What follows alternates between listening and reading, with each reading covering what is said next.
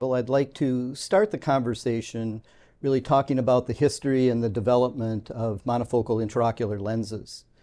And of course, a monofocal lens, as I'm sure most of you are aware, is a single point of focus intraocular lens. And of course, it was a really big deal back in the day because previous to the development of intraocular lenses, patients were forced to wear thick Coke bottle plus 10 or more eyeglasses, followed by contact lenses that were inconvenient and uncomfortable for patients.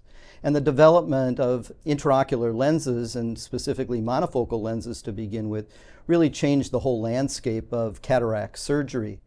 Obviously, there were many designs, and there have been many designs of intraocular lenses and monofocal lenses, but primarily the important point to make is that it really was a distance vision only type of correction for the patient. Now, certainly there's been tremendous innovation over time. Different categories of monofocal lenses, single-piece lenses as opposed to multi-piece lenses, which were initially what had come about as part of the evolution of intraocular lenses.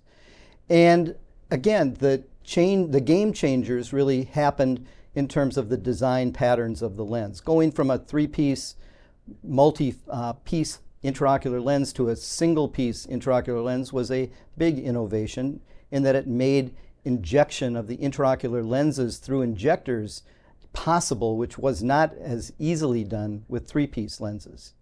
And then, of course, the changes in materials that came along. First, of course, there was PMMA lenses.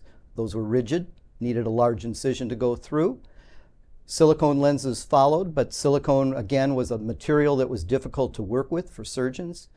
And then, of course, the game changers came about with the acrylic lenses, and specifically the Acrosoft monofocal lens was a game changer because the optic design was such that it allowed injectability and a strength and durability of the lens that just wasn't there previously. But again, it was a single point of focus at distance. There was no range of vision. People didn't talk about range of vision. Yeah. And so, I mean, Kathy, the whole idea of being able to think about different ranges of vision was unheard of in the early days of cataract surgery, certainly when I was first in practice. And really, we only thought about two things. We thought about, we're going to help you with your distance vision. We didn't think about total independence from glasses because we weren't correcting or even really much thinking about astigmatism. And we were thinking about, you're going to use your readers for near. We didn't talk about what happens between distance and near at all.